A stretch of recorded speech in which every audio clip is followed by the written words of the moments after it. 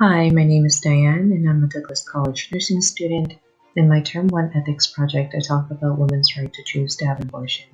As nurses, we must respect that decision, regardless of our own values and beliefs. And according to the CNA Code of Ethics for registered nurses, we must provide our patient with ethical, compassionate, and empathetic care.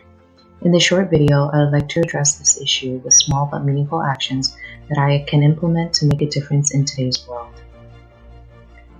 In my Term 1 ethics project, the question was, how would an ideal world look like to me?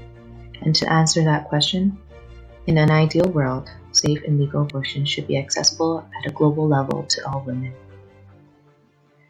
Some may wonder, why is this an issue around the world? Specifically here in Canada, where abortion has been legal since 1989.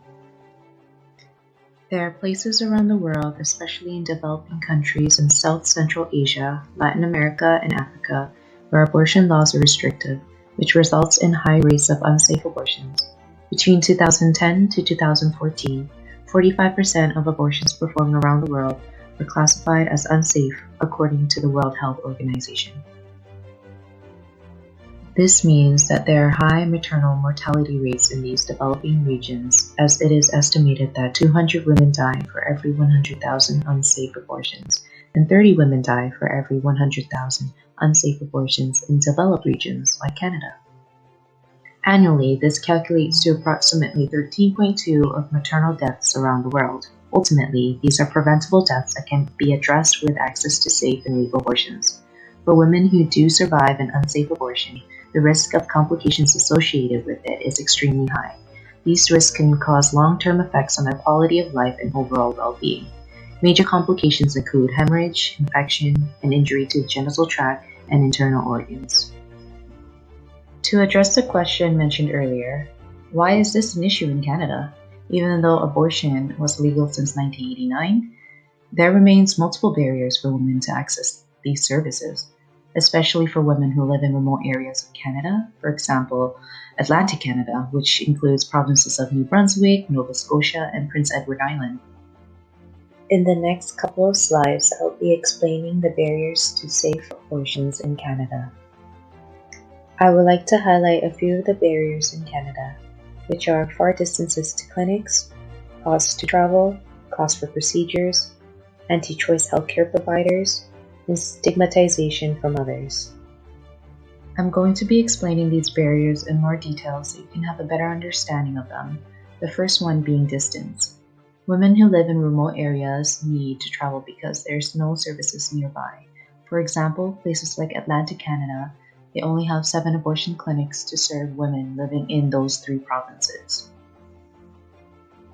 There are also extra costs associated with needing to travel, such as time off work, transportation fees, childcare, plane tickets, gas money, accommodations, and food. And this is difficult for women who are living in poverty.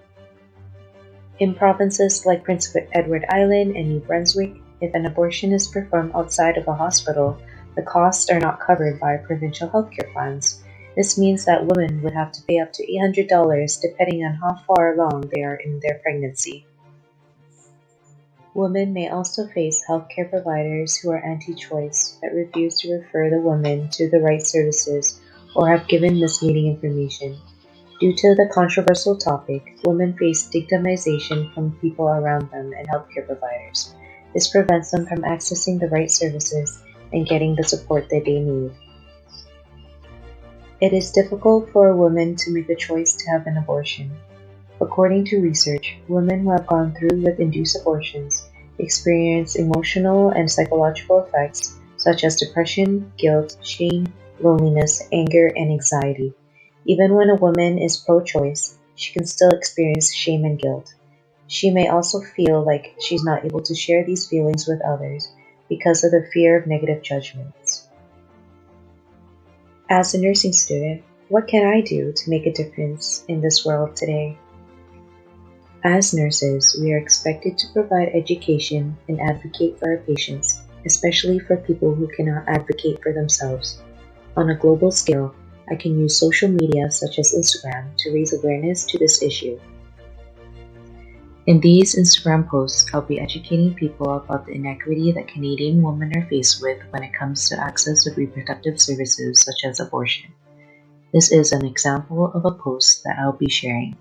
It is meant to be simple and engaging to the public with hopes of raising awareness of these barriers.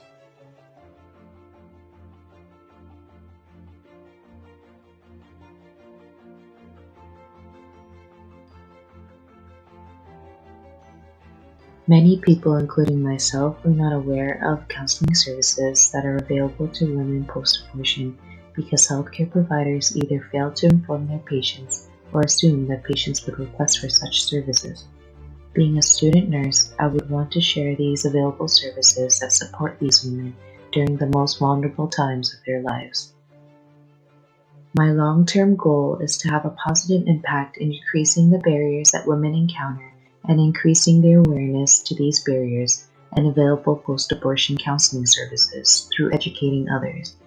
Whether it's through my interaction with patients or through social media, I hope to make a positive difference in this world.